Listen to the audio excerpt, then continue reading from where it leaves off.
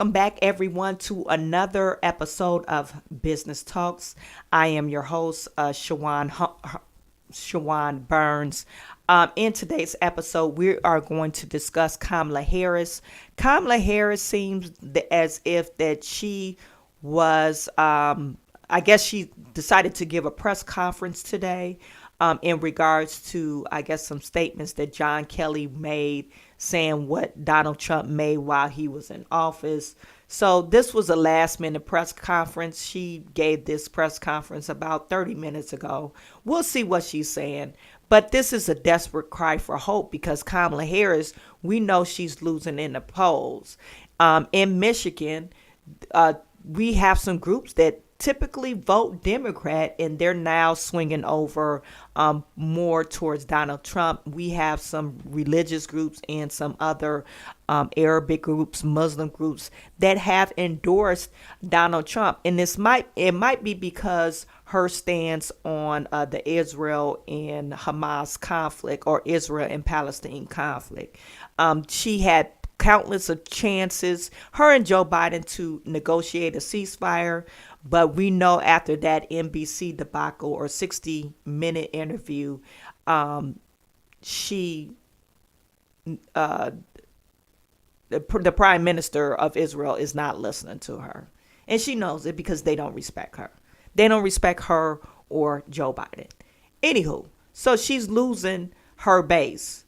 And now there was just recently, like a couple of days ago, it might have been yesterday, they released another polling report saying Latino voters are more voting for Trump. You know, they're leaning towards Trump. So she's losing her Latino base. Okay. So we're going to talk about that. And that's all on another episode of Business Talk. So you guys stay tuned. Something like this. Looks a little bit like I can't miss. Hey, this is what you call a bad. What? This is what you call a bad. Something like this. Looks a little bit like I can't miss. Hey, this is what you call a bad. What? This is what you call a bad. That's right. You guys put in the chat. Let me know where you're viewing from. Please put in the chat. Let me know where you're viewing from. I see we have Celeste Hodges in the building. What is good? Hello from Texas. Boy, oh boy. Kamala sinking fast. A female relative reached out to Candace. Bombshell info. Yeah, and we will be talking about that tomorrow. We'll be talking about Tiffany Henyard tomorrow and Kamala Harris, what Candace Owens uncovered. Actually, we have a lot of videos that I want to cover with Candace Owens. So we'll be doing that probably throughout the week. I know Joe Rogan is expected to go on. Trump is expected to go on Joe Rogan podcast on Friday. So it depends on when that drops, if we'll talk about that Friday evening. But yeah, there's a lot of stuff to cover because, you know, this is an election cycle and we got to do it. Okay. William is in the building. William, I'm already married, but I'm flattered. Cheryl Green, I feel I've been conned all my life. Them people are liars on my OMG, Trump 2024. It's funny that you said that because it seemed like since I've been really into politics, like my adult age, I've been listening to mainstream media, and it seemed like I don't know why I had to step back and started to do my own research, and I found out the mainstream media was actually lying to me. You know, with that whole thing in South Carolina when they were protesting to take that statue down, and they were saying, oh, he said it's fine people on both sides, and they just played that clip. And actually, if you play it 20 seconds longer, and I'm talking about Donald Trump says, I am not talking about the neo-Nazis. These are terrible people. He said that out of his mouth. But no, they tried to frame Donald Trump's messaging like he was a racist. So they've done this over and over again. They have framed Donald Trump messaging like he's a racist. So once I found out about that video, then I started going back into other videos about what he said, and I was like, okay, let me find the whole video of actually what he said, and he didn't say nothing about what they're talking about. So they're trying to frame Donald Trump as a neo-Nazi, white supremacist, and a racist, and he is not. And if you and when I think, since I was a kid in the 80s, I'm thinking like, okay, I just remember all the rappers, and he did a lot of appearances on TV shows. Everybody loved him. And then when I start to really do research into Donald Trump, found out that he basically funded Jesse Jackson's campaign for him to run for presidency. He funded Al Sharpton. Him and Al Sharpton were friends. Oprah Winfrey, they were good friends. Hillary Clinton, he funded Bill Clinton's campaign. So all these people saying, oh, he's a racist, but you guys were once friends. Now, when he decided to run for a conservative party, now he's a racist. And this thing that Republicans are racist is kind of crazy. There's racists on both sides of the aisle, okay? Both political parties, they have some form of racism in them. Some form of racist people in them. You can't get away from that. These people, they were born this way, or they were taught this way. So we're not going to say, oh, just one party is racist. Now, what I can say is Donald Trump, unequivocally, I don't even know the man.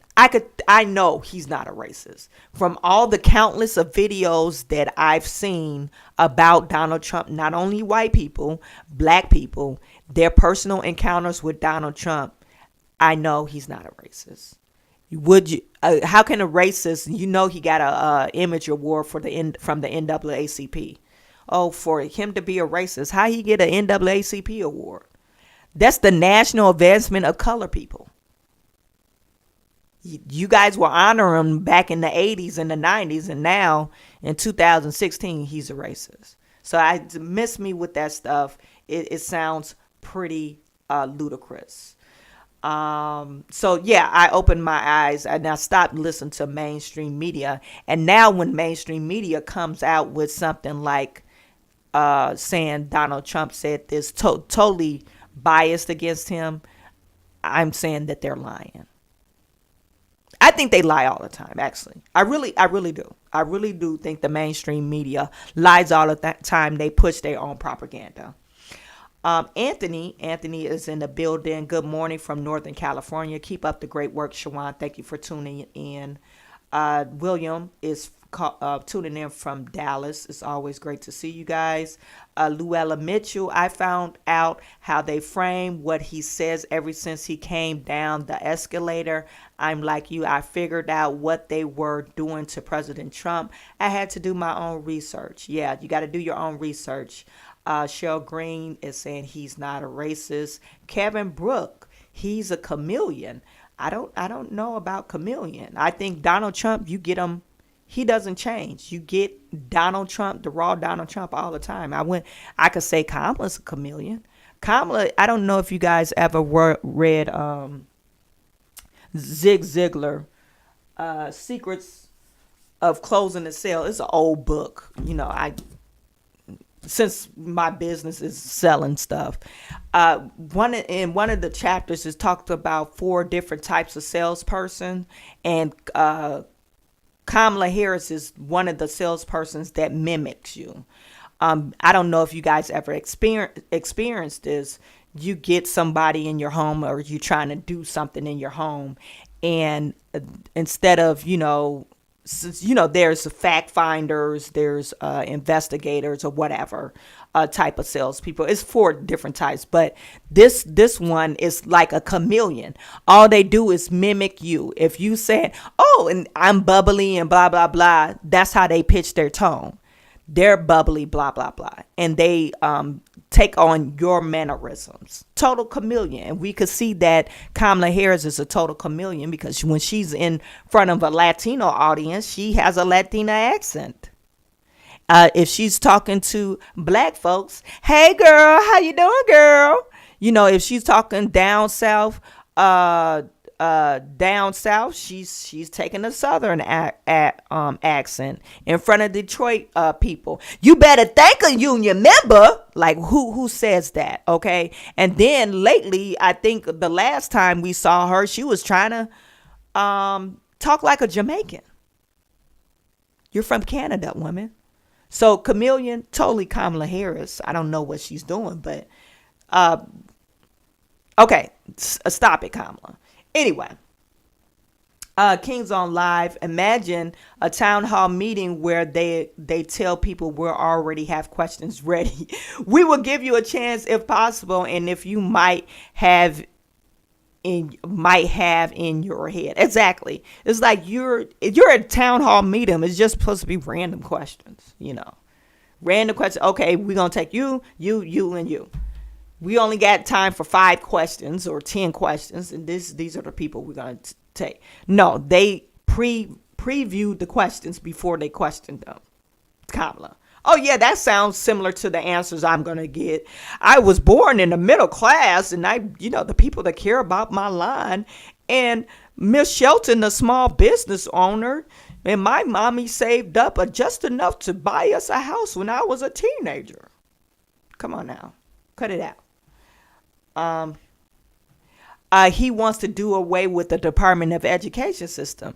I don't know why I'm going through your because I think a reason why I'm doing this is because it's closely to the election. We'll get to what we're talking about. But Kevin Brooks, if you really think about it, if you really are concerned about the Department of Education, we should have did away with the Department of Education.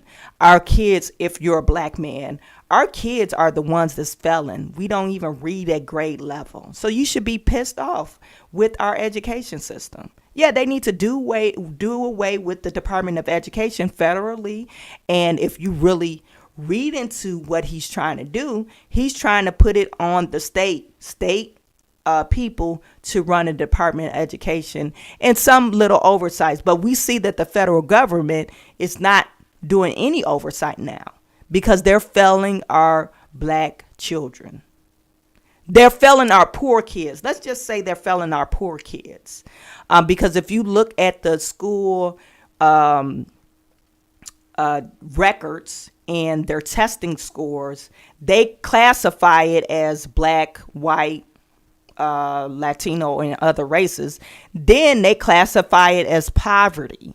So usually the poverty kids, the ones that are lacking and failing, they're the ones that can't read. And then not on top of that, majority of our black kids are, not to say they're impoverished, but they're the ones who can't read at grade level. They can't do math at grade level. It's sad. And this is in these urban areas, in these Democratic ran cities.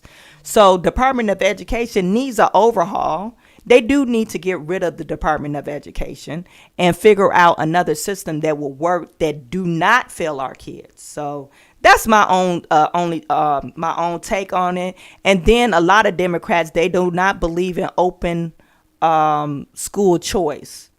Why in the world would I have to send my kid to a failing school and you giving my tax dollars, especially if I'm a taxpayer citizen, because you get taxed. If you're a taxpayer citizen, you get taxed.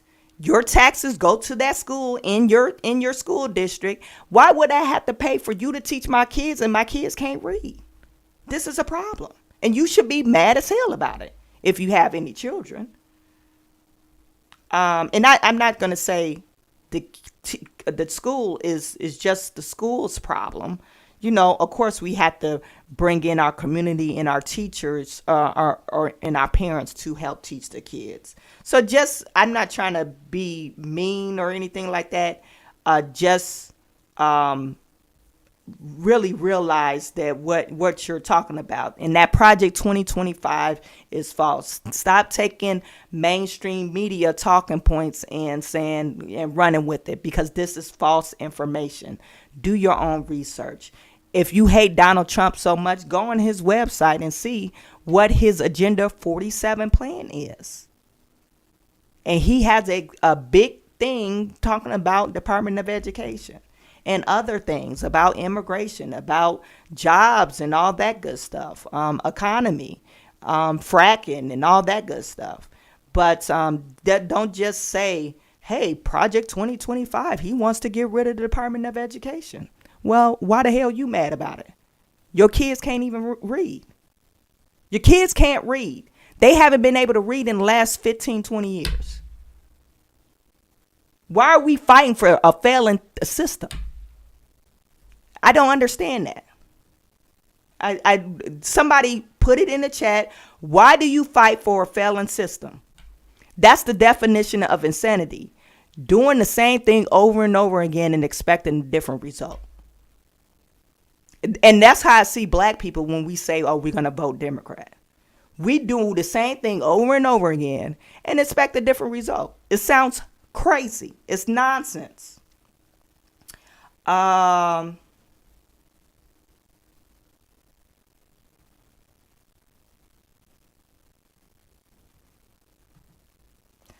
Celeste Hodges saying, Kevin, we're poor because of Biden. Anyway, let's get to, I spent enough time on talking about that. Let's get to Kamala Harris. She's delivering her remarks to the people. And she's talking about John Kelly. I guess her and John Kelly had this conversation maybe yesterday. I'm not for sure. She had to do this special press release conference. Oh, guess what Trump said, you guys? Okay, Kamala.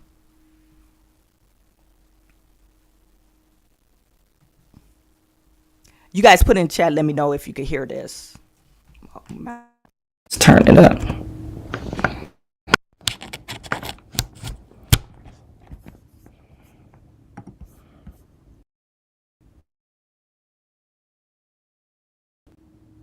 Okay. So yesterday we learned that Donald Trump's former chief of staff. My bad. I was having it on 1.5 speed.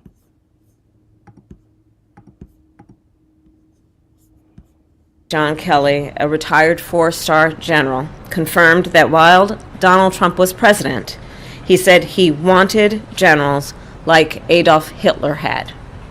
Donald Trump said that because he does not want a military that is loyal to the United States Constitution. He wants a military that is loyal to him. He wants a military who will be loyal to him personally. One that will obey his orders even when he tells them to break the law or abandon their oath to the Constitution of the United States.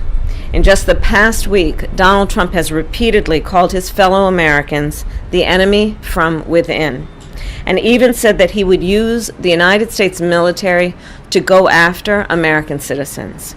And let's be clear about who he considers to be the enemy from within. Anyone who refuses to bend a knee or dares to criticize him would qualify, in his mind, as the enemy within, like judges, like journalists, like nonpartisan election officials. It is deeply troubling and incredibly dangerous that Donald Trump would invoke Adolf Hitler, the man who is responsible for the deaths of 6 million Jews and hundreds of thousands of Americans. All of this is further evidence for the American people of who Donald Trump really is. This is a window into who Donald Trump really is, from the people who know him best, from the people who worked with him side by side in the Oval Office.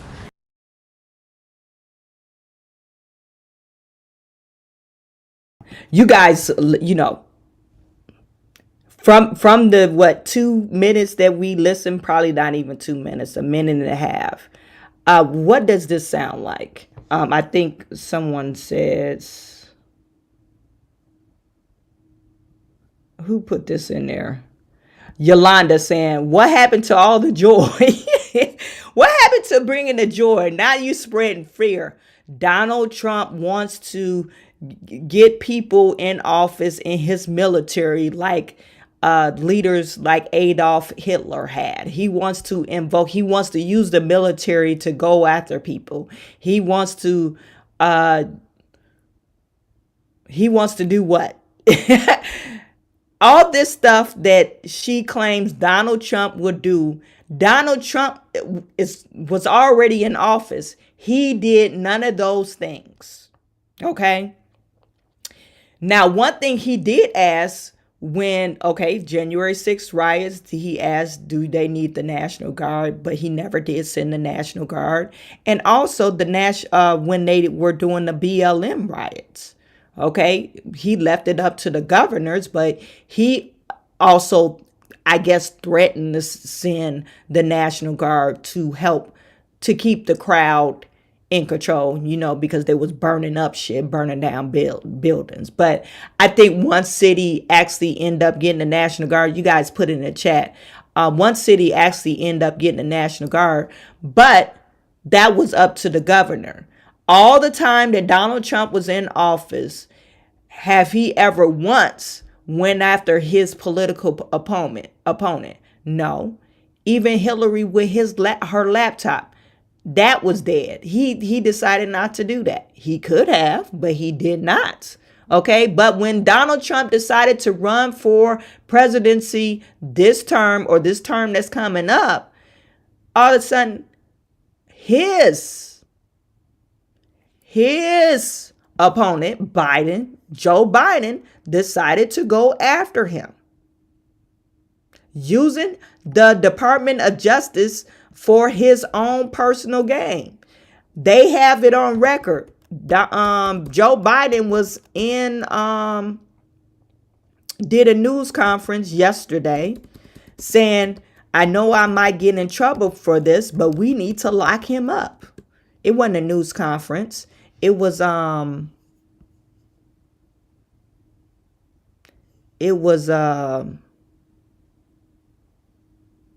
front of, I don't know where it was. It was in front of one of the polling places or campaign places.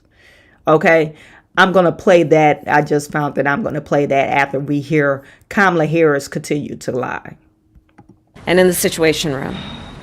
And it is clear from John Kelly's words that Donald Trump is someone who, I quote, certainly falls into the general definition of fascist, who in fact vowed to be a dictator on day one and vowed to use the military as his personal militia to carry out his personal and political vendettas.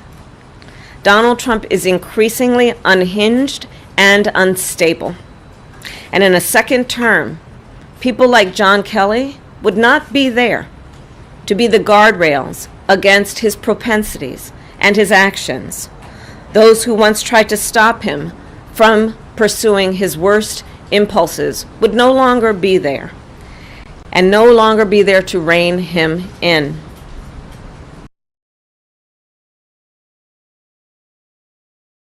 Let's say that Donald Trump is a fascism.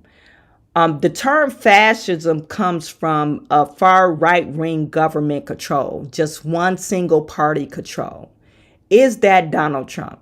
Donald Trump has taken under his, leadership, or under his umbrella, John F. Kennedy, right? Or Robert Kennedy.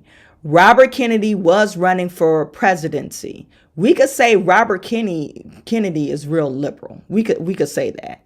I mean, he has this conspiracy theories about vaccinations and I wouldn't say conspiracy theories. He's done detailed research about vaccinations or vaccines and the food, how the food is poisoning American citizens. So, but we could say he's on the liberal side because some of the things he talks about as far as the Second Amendment right, this is why I couldn't agree with some of Robert Kelly's stances on the Second Amendment, and then other stuff. But we could say he's a Democrat. Okay, why bring him on as a Democrat? As a Democrat, and he's not. Robert Kennedy didn't say, "Oh, I'm going to change my party." Fascism is a single party government, totalitarianism. Just one person, which is Donald Trump, and everybody is under my regime and you're going to do what I say. No, that's not Donald Trump, because he didn't have about health in his plan, he brought in Robert F. Kennedy. Hey, we could join forces and we could also work on what you want to work on. Does that seem like a person that want to be the ruler of law? Now, we already discussed that word that they're using, threat within, or evil threat within, or whatever. We could truly say Kamala Harris is the threat within. You don't like American people. You opened up the borders to illegal immigrants to flood and overwhelm our systems and our infrastructures while you're sitting in the White House or whatever the vice president house is and flying on your private jets. And we have to bear the brunt of overworking our system, our education system, our healthcare system, our housing system. So you're the threat. You guys put in the chat, let me know if I'm going in the wrong direction. So the bottom line is this. We know what Donald Trump wants. He wants unchecked power. The question in 13 days will be, what do the American people want? Thank you. A retired four-star general confirmed that while Donald Trump was president, he said he wanted generals like Adolf Hitler had. They're putting this on a replay. So she walked away and you're not taking questions. Okay, can we ask you more about what John Kelly said? We just don't.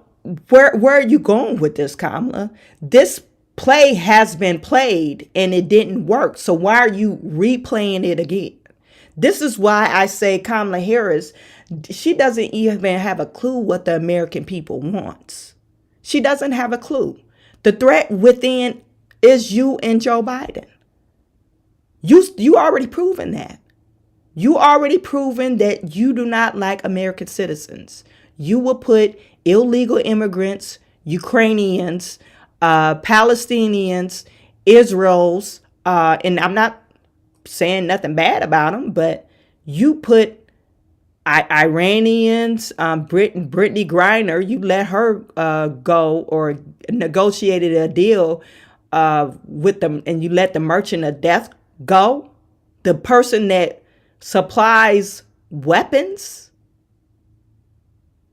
probably flood our streets, or to our terrorist groups, that the people that anti-Americans or anti-America. You actually negotiated Brittany Griner's trade for the merchant of death. Doesn't make any sense.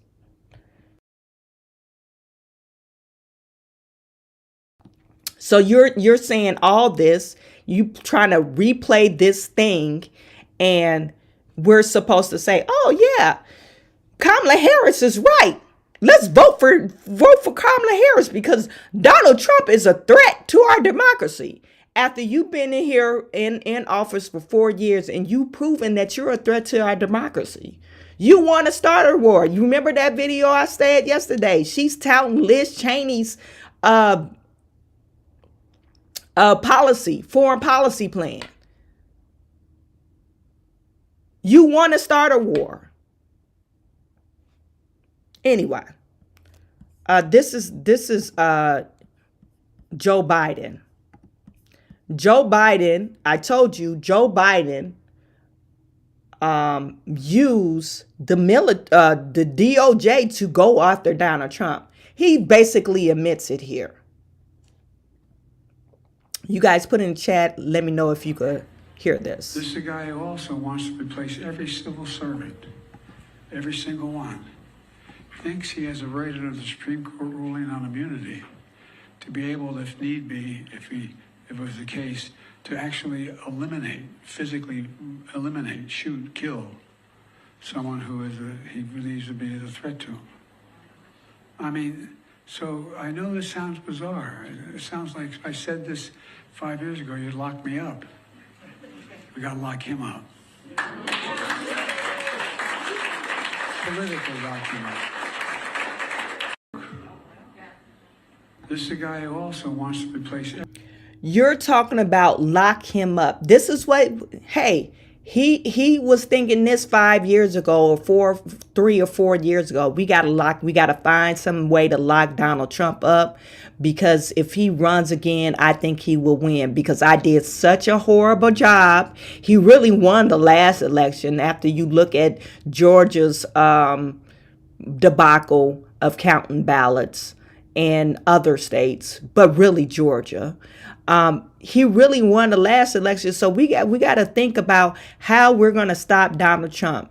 You tried to bankrupt the guy. You tried to put criminal charges on the guy, and you also tried to unalive him. 2 attempts unsuccessfully. And then now you're going back, you're replaying this whole iteration. Oh, he's a danger to democracy. And really, we're not a democracy. We're a constitution republic. Okay. Kamala doesn't know this, because she's not American. She's anti-American. So she doesn't care. So she's going to keep on with that threat to democracy. The enemy within. I really think the enemy within is these 2 people. This guy that is incoherent, and then you got your girl Kamala Harris, this woman. They are the enemy within. Anytime you have a natural disaster and you said, hey, we don't got no money for American people, but we got billions of dollars to Ukraine and all these immigrants, you are a threat to our democracy. You are an enemy within. You're the person that could control everything, direct funds and pass laws or sign them into. You could veto it, but you sign stuff into law and create executive orders. You could stop all this shit, but you refuse to. You shut down the Keystone Pipeline, and thousands of jobs was lost. That's the enemy within. You don't even believe in Americans' own energy independence. You're the enemy within. You guys let me know if I'm going in the wrong direction, but that's what I see. I see the enemy when I look at Kamala. When she talks, enemy. And fool. And a scam. A lie. Liar. Okay? It's Kamala. Kamala is a scam. I had another video about Kamala. Let me share this one with you. This is not a video. So remember I mentioned Kamala she's grasping for straws. Okay, we're going to repeat our playbook. Let's remind them that Donald Trump is a threat to our democracy. Donald Trump is a racist. He could compare himself to Adolf Hitler. Blah, blah, blah, blah, blah. All these talking points, they already played it and didn't work it, so you're going to replay it again. Sounds stupid, but this is why you're losing support. This is why you're losing support within your own party. People are starting to back up away from Kamala Harris. Now you have, let me see if I can find the post. Bookmarks.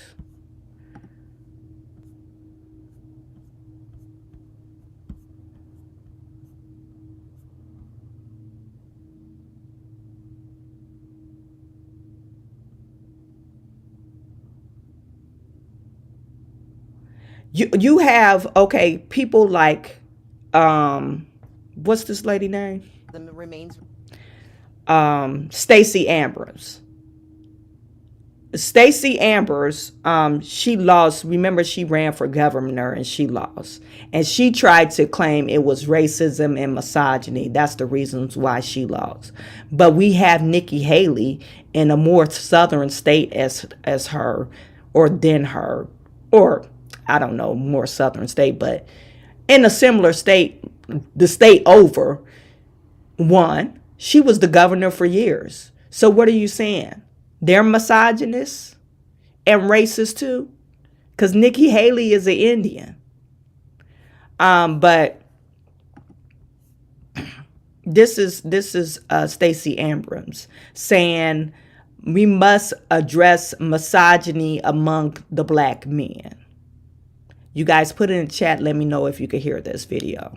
Do you agree that black men who are not voting for Harris and who didn't vote for you, as the pastor sees it, are misogynist? As he said, misogyny is still real in our community.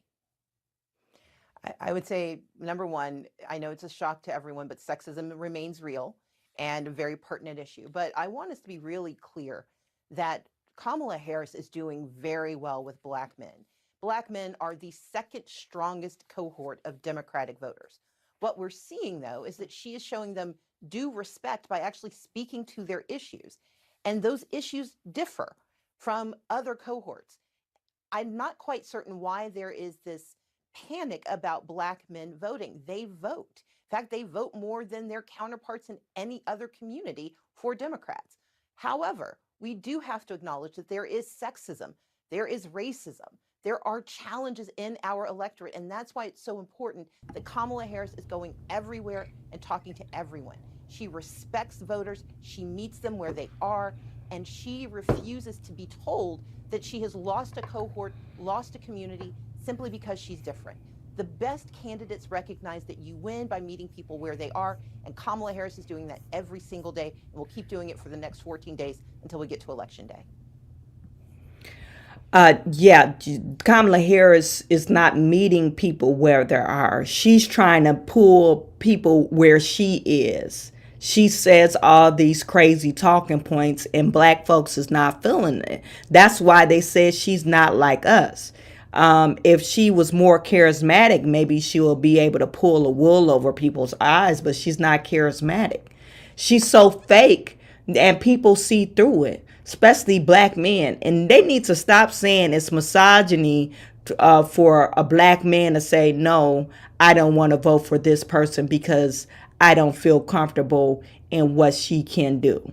She doesn't fit my criteria of a leader. That's not misogyny. That's just called, hey, I'm using my intellect to say no. Now, can we say men might not want to ever vote for a woman president? Yes. But I like to think that women or men will vote for somebody that they truly think that they could do the job. You guys already know my talking point. I don't think a woman, even though I believe a woman could lead and push a company, CEO, and all that stuff to a higher heights. But as far as this, we're on the brink of wars, of World War III. No, not a woman. Not a woman right now.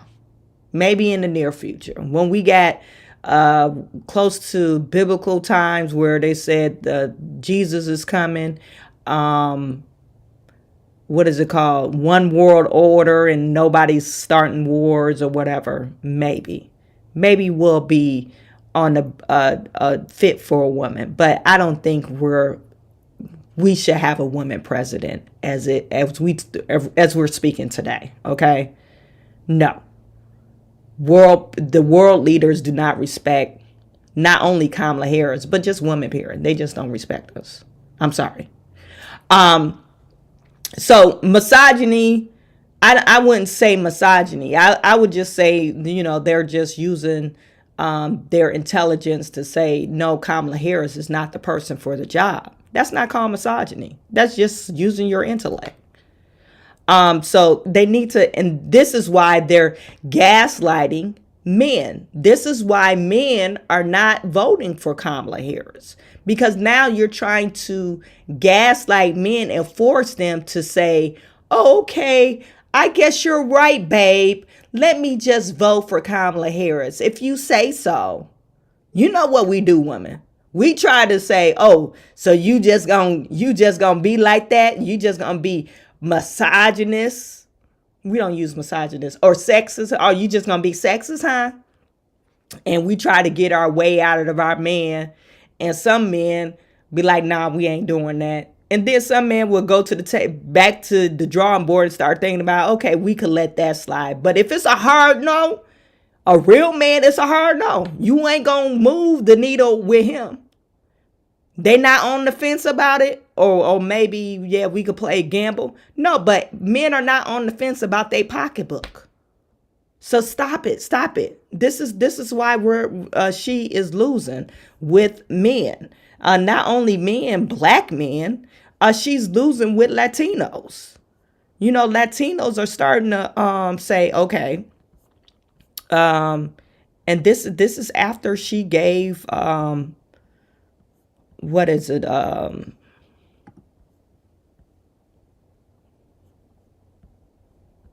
Gave that, I guess, town hall meeting to the Universitas. I think that's what it was called. Universitas or whatever it was called. So this is based off of October the 14th through the 18th. They're saying plus or 9%, but even if it was 9%, Donald Trump is still winning, you know.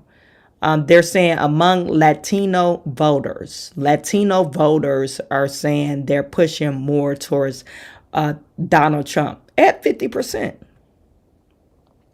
That other 10% probably undecided. Don't know where they're at, but they're undecided. But they're starting to lean more towards Donald Trump. And Donald Trump was in front of a Latino audience, and he was taking questions and talking to the leaders of the Latino community. And they're saying, hey, we're going to vote for Donald Trump. Now, this is a man. Before I share this with you, hold on for a second. Now, once that polling came out, this is so crazy because Kamala Harris' team, whoever's over her campaign, she needs to fire them.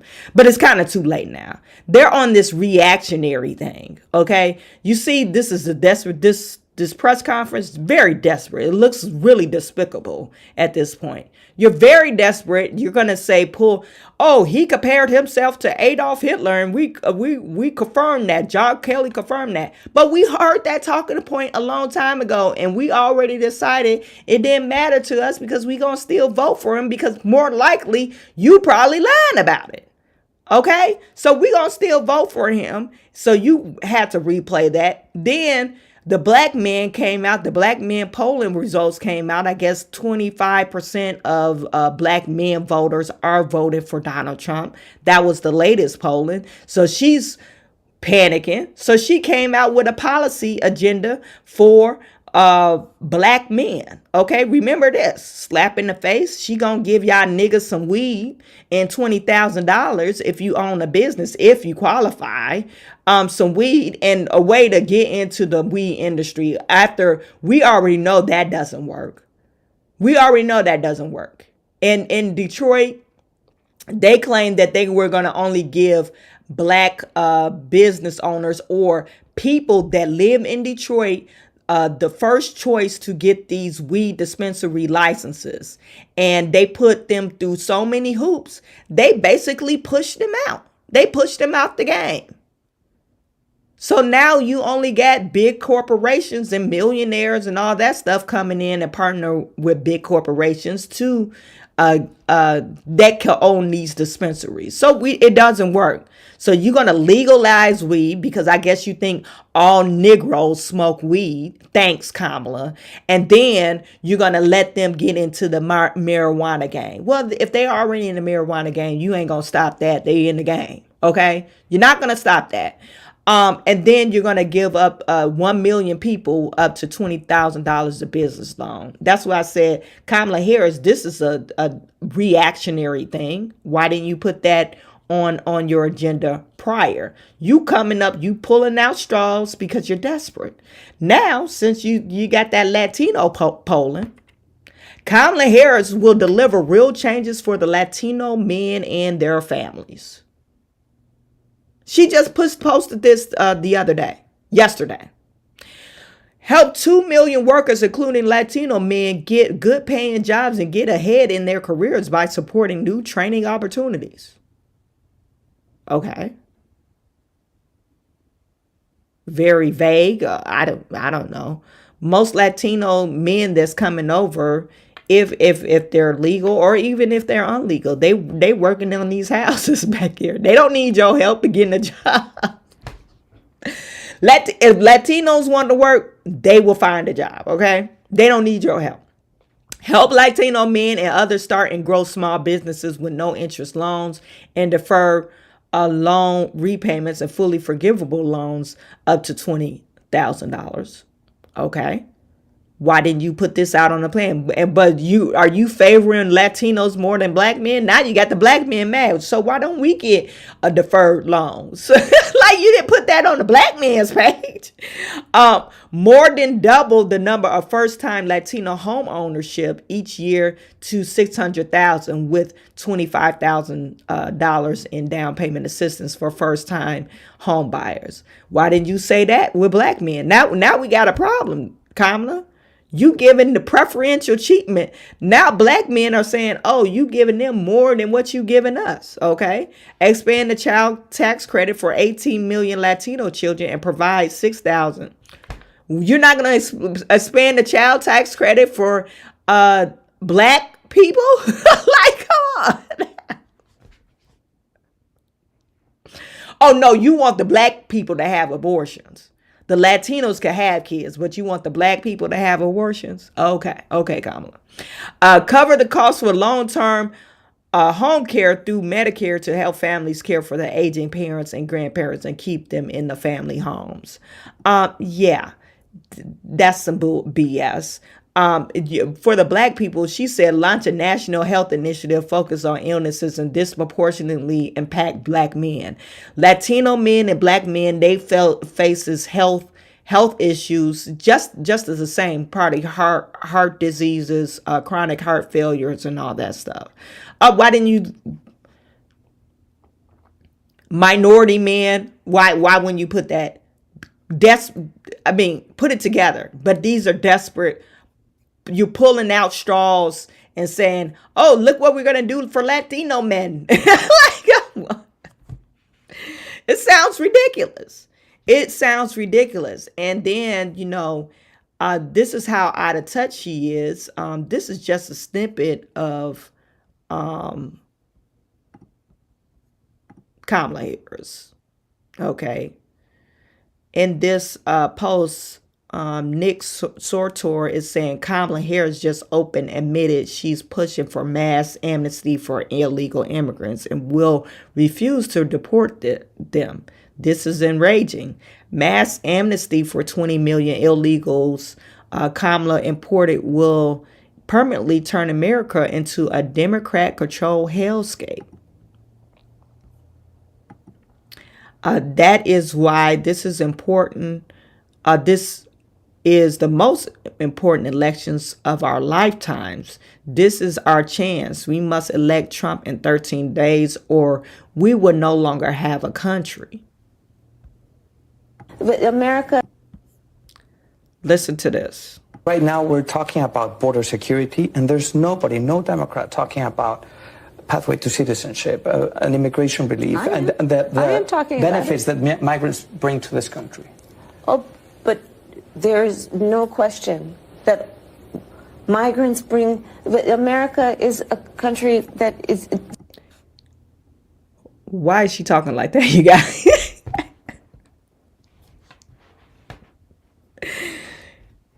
Why is she talking like this?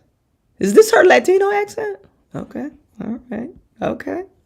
This is Telemundo Network.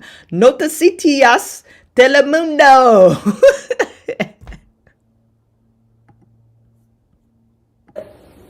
Migrants bring. America is a country that was built in part by immigrants. But people are concerned about their TPS, their DACA, we're talking about mass deportations. I'm not talking about. What do you stand on mass deportations? What's your stand there? We need smart, humane immigration policy in America that includes a pathway to citizenship. Right now, So she just admitted that she is planning to, if she's elected, she's not doing no type of deportation. And it doesn't matter about that report that was revealed about 3 weeks ago. You remember that report that they revealed? There are about 14,000 people that were admitted into the United States that they know that they were wanted for some type of murder or sex crime. Okay. Then it was another 300 or 400 other thousand people that they knew that they had some type of criminal past. And then on top of that, there was another report that it was like 300 to 400,000 people that actually committed a crime while they were in the U.S. and they just caught and released and let them go. Okay. There's another report that they're saying that over 15,000 illegals that were admitted into the border are known on the terror watch list. So she's not talking about none of that. She just saying, oh, we're going to have these people, we're going to provide a pathway to citizenship, even if they're doing harm to the American people, even if they are doing harm to our country. You're going to let them, usher them in a pathway to citizenship. And it's really a slap in the face for all the people that came over here illegally, that went through the process, that went through the rigmarole of getting their background checked, spending money because it wasn't free. They had to spend money to get their background checked, to actually hire an immigration lawyer so they could come over here legally. So are you going to put them on the expressway to citizenship? Are these people that you're giving citizenship to, are they going to have to pass the citizenship test? Y'all can vote for Kamala Harris if you want to. I'm not doing it. This is a guy. Donald Trump. Just random guy off the street. He screamed Trump 2024. And I guess he's the other guy is interviewing other people about who they're voting for. And the black guy explains why he is voting for Trump. This guy just yelled in the street, Trump 2024. What makes you love Donald Trump? If you're truly a patriotic American, how could you not love Donald Trump? If you actually are somebody that does your research and your due diligence as opposed to being pushed by somebody else's propagandist talking points, how could you hate Donald Trump? He's the most popular businessman in American history. If you wanted a movie to be popular throughout all of before 2016, who has the most cameos? I find it funny that as soon as he became a Republican, he became racist. But name me that racist that won an NAACP award. I'll wait. Didn't we have peace around the world when Trump was in office? Why are we in war right now? Oh, and for that daggone bill y'all want to keep talking about the border? Well, y'all were okay with the administration giving $60 billion to Ukraine so they can put 1,500 at the border. Here's something else deeper for you to think about. Didn't they leave millions and millions of guns in Afghanistan unguarded and unattended and left the country? Directly after that, Xi Jinping and Putin came down and gave them legitimacy. Well, what happens after that? Oh, didn't Biden give Putin access to a gas pipeline? And then directly after that, he went to war with Ukraine. And then was it a coincidence that one of our basketball stars got locked up in Russia and we traded her for Victor Boot? So we traded the Lord of War for Brittany Griner, with a whole bunch of unattended guns in Afghanistan. That's what you voted for. That's better than Trump. You need to wake up, bro. I mentioned that that we traded Britton Griner for the Merchant of Death, and I forgot. Yeah, they did leave a bunch of weapons over when we exited Afghanistan. We left a bunch of weapons over there. I guess because we're balling out of control, that's what we're doing now. So we're saying, hey, vote.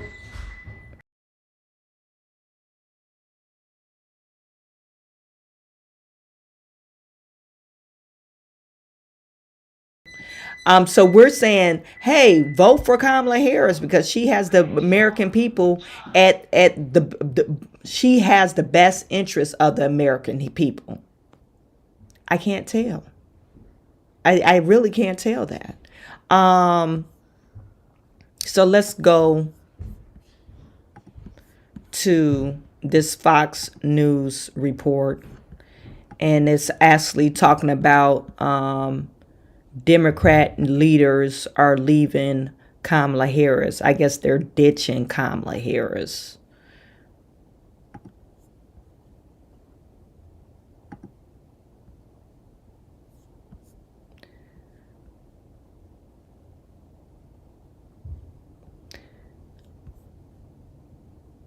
For 52 years, they've been trying to get Roe v. Wade into the states. I did a great survey.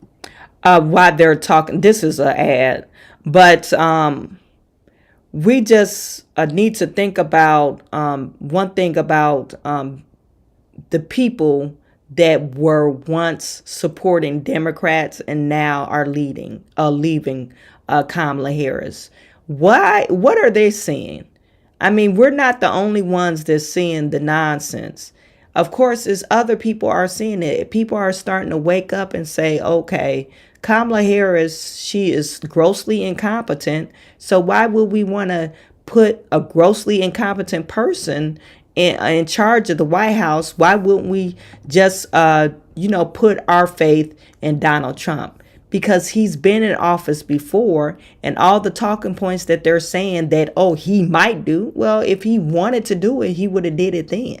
Okay, it's only so much a president could do. You have to have the authority of, the Senate and the House to get these bills passed. You have to have some type of unity to get, or bipartisanship to get some of these things passed. So this is Donald Trump just in front of Latino voters. Talked about some key important issues to Latino communities. He's been taking questions, and some of these people I had on one of you guys. Let me know that you could hear this. Okay. His spokespeople from his campaign last hour. She told me that they're flying them in from Arizona and other parts of the United States to have all of these business leaders and citizens in one place. So it's wider than just the state of Florida. It is another example of the former president's final sprint, his closing argument, as you'll often hear me say, to win over key minority voters with just 2 weeks to Election Day. Now, remember, his opponent, Kamala Harris, Vice President Harris, is also trying to do some of this same thing. She's off the campaign trail today, reportedly or apparently getting ready for her visit with Telemundo. So they are both courting this particular voting bloc. Trump doing it at a live event right now, taking a ton of questions. He's been at this for about an hour. And so we'll bring you more as it's happening and Outnumbered. But we want to try to dissect some of already what's gone on there. You're watching Outnumbered. I'm Harris Faulkner, here with my co-hosts, Emily Campagno and Kayleigh McEnany. Also joining us today, Kennedy, host of the Kennedy Saves the World podcast, and Guy Benson, Fox News contributor and host of the Guy Benson Show on Fox News Radio. So, Kayleigh, this is such a critical point with exactly 14 days to go. Yes. There's not a lot of room for error. There is some room for courting. Yes, there is some room for courting, and that's what you see President Trump doing. He's smart to do this. USA Today had a poll that showed him plus 11 with Latinos. Now, it is a little bit of an outlier. Our Fox News poll still shows Kamala Harris ahead, albeit by a much smaller margin than Democrats won in the last cycle. So this is President Trump saying, come to me, trust me on immigration. Latinos support President Trump in our Fox poll, plus 15. They trust him on the issue. But when you add this to what we're seeing with black voters, it is a president that is remaking the Republican Party. Should these polling numbers materialize into votes? I could not believe when I saw a Reuters poll that 1 in 4 black men under the age of 50, 1 in 4 support President Trump. That is huge strides from a party that won 5% of black men in 2008. He has made this the party of diversity, the party of the working man with his working man's economic agenda, and no one would have predicted that, no less the media, in 2016 when he came down the golden escalator and they derided him as a racist, a xenophobe, all the things. People saw through it. So, Kaylee, just real quickly, part of what this former president, though, delivered that many black men, maybe over the age of 25, will remember because they were already in the workforce, was that historic low unemployment. And Trump was president for 3 years plus before the pandemic. So about the same amount of time of exposure to that economy in the current one. Yes, and I'll never forget being on Air Force One and a Wall Street Journal op-ed popped. It was the editorial board, rather, and it was saying that black men gained with their wages more than white people in this country. That is a reversal of what typically happens. $4,300 in 1 year added to the paycheck. And the people who made the most gains were black, Latinos, non-white voters who have not historically seen those type of gains. So, Guy, I'm looking at this guest list, and we've already heard some of the questioners who are in the room. Many of them are businessmen and women. What is the critical point here, too, that maybe is a nexus? Because you've got the economy being talked about. Anything else that you see from watching it? Well, clearly the economy is the focus. And to Kaylee's point, what Trump can say is not just, here's what I would do.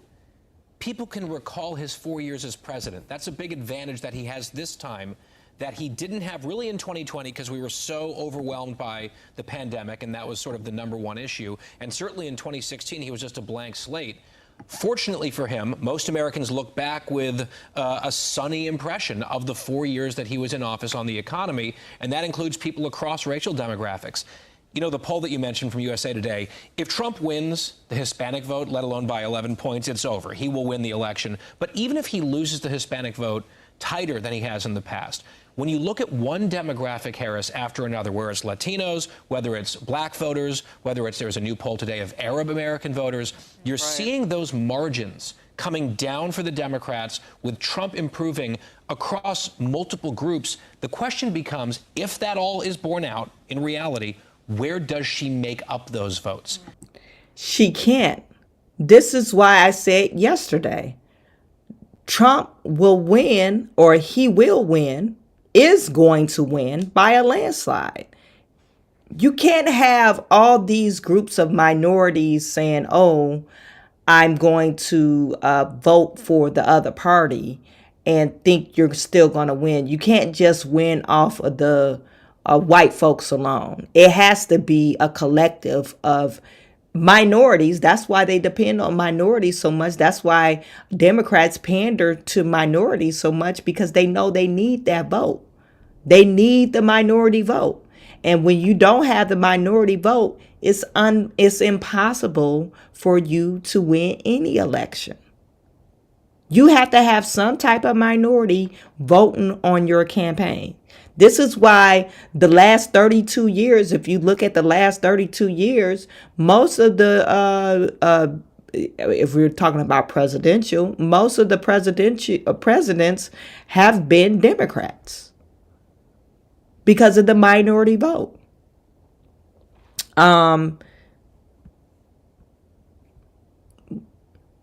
It's gonna be red. Everything's gonna be red when November 5th come around. As much as Kamala, matter of fact, she spent these last 2 days on vacation. I don't know why she's sleeping or on vacation. I don't know what she's doing. You're in the stretch and you decided, oh, we're not going to do any rallies on Sunday, or well, she's been off since Tuesdays and Wednesday. You're not going to do anything. It's no time to sleep, Kamala. You supposed to be on the campaign trail 24/7. You're in the home stretch. So why are you taking a day off? You can't take a day off. And that tells you that you're talking, and the media talks about Donald Trump's stamina, but clearly he's running circles. His campaign is running circles around Kamala Harris. They can't even keep up with him. He giving out, serving fries on Sunday, doing 5 different or 6 different press conference rallies and meetings on each day. He's going nonstop. And you stopping on a Monday and Tuesday to get a day's arrest. I don't know what's going on. Or maybe people stop inviting you. You don't have any invites. Anybody ever thought about that? Oh, this person is uninteresting. She says the same thing. We're already going to know what she's going to say to every single last question. So why invite her? What's the point? That is very much an open question. Is it women in the suburbs? Are there enough of them? Yeah. I don't know how the math works for them if that's all true. Well, and it's part of the reason why you would see him do an all-women town hall. But the Arab vote I want to get to with you, Kennedy. Hello. Because I'm wondering, you know, with what's going on and the call for ceasefire, have you noticed in the last day or so her big push for that? And of course, now that another leader with Hamas has been annihilated by Israel, there might be some ground to do a temporary one. We don't know. But would that really make up the difference for her to suddenly start talking foreign policy now? No, I think, you know, all these massive strategy shifts for her this late in the game, all they show is that her team is very desperate and they didn't have a strategy to begin with. And I think what the former president is doing is, number one, he's listening, and he's been listening. And, you know, he was listening before 2016, and he really leaned into these economic policies because he saw groups of entrepreneurs across the country who were really underserved. So now what he's doing is he's just jostling their memories. He's still listening to them and what they need, but they're also reconnecting about, you know, they want to be unburdened by what has been during the Biden administration with regulations and taxes and an economic environment that punishes everybody and every community. So if you're talking about, do you remember when your company was making money? Do you remember when you could get a loan for your business? Do you remember when you could pay your employees more and charge less to your customers? Believe me, business owners of every stripe remembers that, and that's really what he's leaning into with these Latino voters. Yeah, you know, it's... Yeah, you know, people do remember that. I'm a business owner, and I remember that. I was able to get loans, or if I needed extra cash, nothing for me to go online and get extended line of credit or extra credit card, and keep the prices down and pay my employees. It was nothing. I had a store, a few employees, business was booming. Okay, when pandemic came around, I won't even blame Donald Trump. I think pandemic actually changed the dynamics of my business. So what we did was we tried to switch to commercial, and of course, commercial is not high. High sales. What I'm saying, like more sales with residential, lower ticket price versus commercials.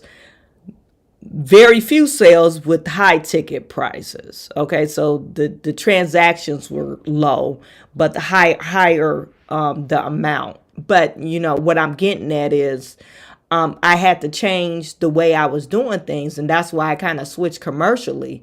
But still, my business never got back to what it was back in 2019 and early 2020. It never reached that. I wanted to point out a comment on this. I don't know if the guy is still here. I see we got a lot of new people in the building. But Tone, the Dems are good at going door to door and ballot harvesting. I don't know, when you use ballot harvesting, that sounds to me like they're cheating. But yeah, the Dems were good at going door to door. But if you keep your ears to the ground, like I just was looking at, somebody posted registration for Democrats versus Republican, and in the key battleground states in Arizona, Pennsylvania, and I believe it might have been Georgia. These battleground states, they have increased their registration for Republican Party, like new registration for the Republican Party. And it's always been the majority of the registration were Democratic. But now in these key battleground states, they are, it's flipped. The majority of registered voters are Republicans. And then you got to take into account that, we got the independents that might be, some will vote for, Kamala and, Donald Trump, or even Jill Stein. Okay. So this is, I think this is important because they have been really good at going door to door. But now I think it invigorates, there's some excitement with Trump. Okay. It galvanized Trump supporters, and people are excited. They're trying to get other people excited about taking our country back. We could just say, this is what we're thinking. We want to take our country back because we don't like the trajectory under Biden and Harris administration. You guys put a 1 in the chat. You like the trajectory of the way that the country is going under Biden and Harris administration.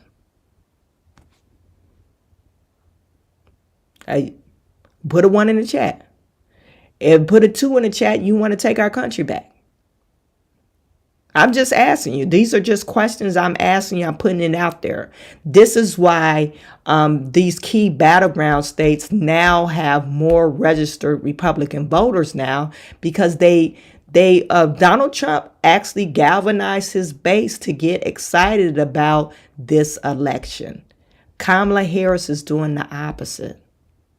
She keep on saying bringing joy back to the White House, but you're already in the White House. Joy should have been already there. But you're there. You're bringing joy, but why haven't you brought it already? You're there. So I'm kind of unclear of why she's using those terms. Turning the page. Well, we're turning the page from you to you. That's not turning the page. How about we close the damn book and start a new book? Okay.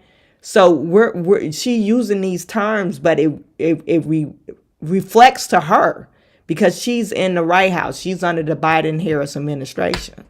So anyway, that was a good comment. I don't know if I pronounced your name right, but it's an excellent comment. Anyway, we're going to get back to what they're talking about. It's also interesting, Emily, when you talk with them, many Latinos, as are Black Americans, are in those urban areas that have really been hit by crime. And the economy drives some of that, too, because there's such competition for resources with illegal immigrants in those blue cities and blue states. What are your thoughts on that? Yeah, well, great question, great point. And I actually want to focus on the Black men for a second, because it's such a laughable and frankly offensive approach that I think Kamala Harris has taken. When she came out with her list of policy just now, right, to help Black men meet their full ambition, as the New York Post described it, it is a weird mix of the blatant unconstitutional, seemingly racist, and totally irrelevant. And you contrast that with what you're talking about, where with Trump's policies, that lifted up all Americans. That's the whole point. When Lawrence Jones had his barbershop meet and greets and connecting with voters there was one in particular that stuck out to me because he said, look, I'm an entrepreneur and a father and a grandfather. And this voter said, and I want what's best for my kids and my grandkids 10 years from now. This voter said, I'm paraphrasing, he said, we have enough crises going on in this country. He said, I'm attracted to the policies of keeping jobs here. And he said, most importantly, of job security. And then enter Vice President Kamala Harris, who says, I'm going to give $20,000 to Black male entrepreneurs. Blatantly unconstitutional. SCOTUS has struck down that language. Yeah. She says she's going to lift up, in particular, Black men in the marijuana industry, making a massive association. And she, I think that the third one was one of the funniest, where tossed into the plan was a vow to protect cryptocurrency investments. Please tell me how you can do that, because last time I checked, that would be market price fixing and totally illegal also. It's so disconnected. It's out of left field. And to me, it smacks of the desperation that she's feeling because it's not based on actual connection and it's not based on actual Americans' needs. Yeah, Kennedy, let's talk a little bit about the marijuana connection here and the marginalization that happens. I do not have any, for the record. No, it's not a pocket check. Not a pocket check today. Yeah, okay, very good. No, but seriously, what I'm saying is that it marginalizes and it brings up the old tropes of only black men do weed, and certainly you can reach black men with that, or potentially even black women. I mean, what in the world does she think? How does she think that works? It's incredibly condescending because if you talk to suburban white women, they're doing a special cocktail of Ozempic and marijuana edibles, and they're quite happy. So again, you know, that line of thinking is racist in its own right. Is that true? Absolutely. Yes.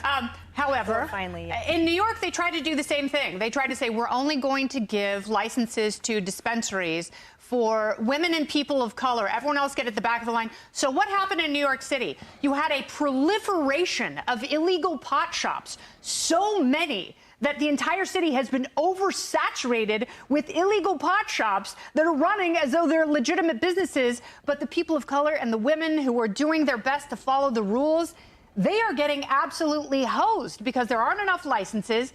It may be illegal, this program, to begin with, and the black market has consumed them, so they can't even make any money. By the way, well, and not only that is so much they're trying to operate legally, but it's so much regulations tied into state regulations that they probably can't. They're being priced out or forced out the market.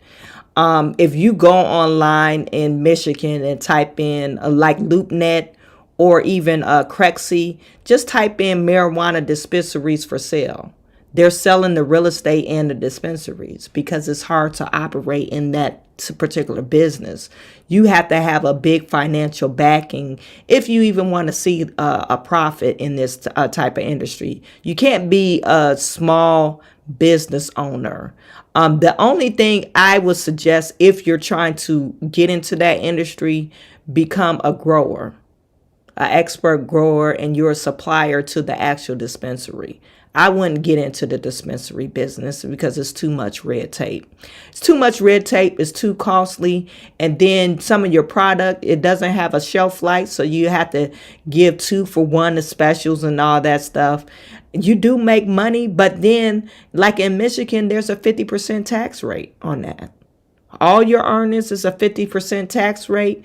A lot of financial institutions don't allow you to put your money in, so it's a cash-based business. I had a friend that I was in a BNI with, and her son had a business. Well, he's still there. He has had a friend downtown. They had a dispensary, and he ended up getting killed because they wanted to rob him because it's a cash-based business. So not only is dangerous, as far as the government, it could be illegal because it's federally not legal, but you have your state taking care of whatever the regulations are. But then the state regulations is so much red tape that you have to go through with selling marijuana. It's kind of impossible if you don't have enough cash backing you. Okay, so my prayers go out to her family, but it was horrific when I found out about her son, and I think her son was just turning 23 or 24, young guy, and yeah, they were attempting to rob him, and they end up killing him. So anyway, I'm not gonna play this whole clip, but we could see that Kamala Harris she's reaching, is a desperate reach, grasping for straws, anything that she could come up with to say, hey, don't vote for Donald Trump, vote for me because he's a racist. Oh, that didn't work. Oh, I got a plan for black people. Okay, that didn't work. Oh, I got a plan for Latino men. Oh, that didn't work. So she's regurgitating, she's going back to the same playbook, and they do not have a clue of how to reach those voters. I could say this, if you don't know anything about Kamala Harris, you know she's a liar. What kind of person will lie about their grandma? What kind of person would tell you, hey, I got a black grandma, just pluck some woman out the sky, put them on your book, your published book, and say, hey, look at me. I'm part of the black community. What kind of person does this? Kamala Harris does. So you shouldn't trust her at all. She literally lied about her grandma and decided to publish this in the book. And this is a best time seller book.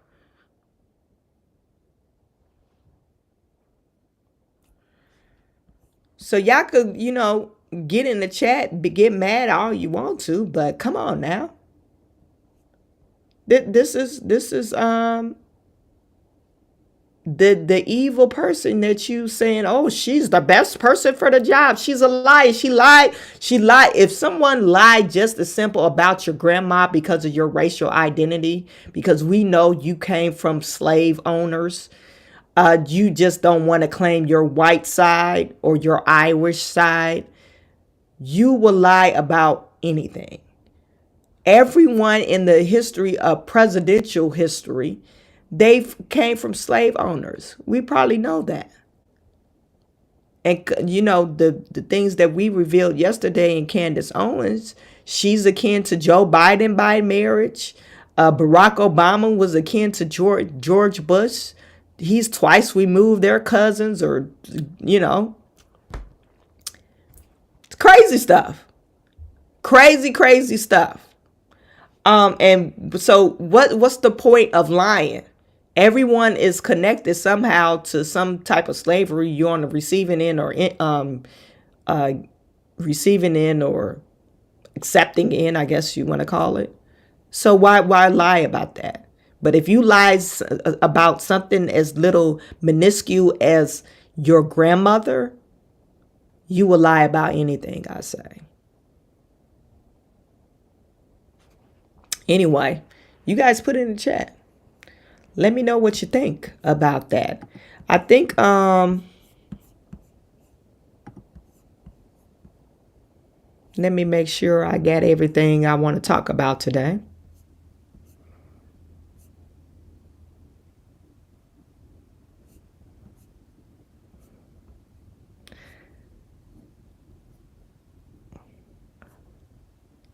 Yeah, I think I got everything covered today.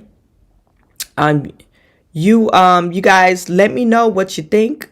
Tomorrow, same time at 1:30, another episode. We're going to talk about Candace Owens and Tiffany Henyard.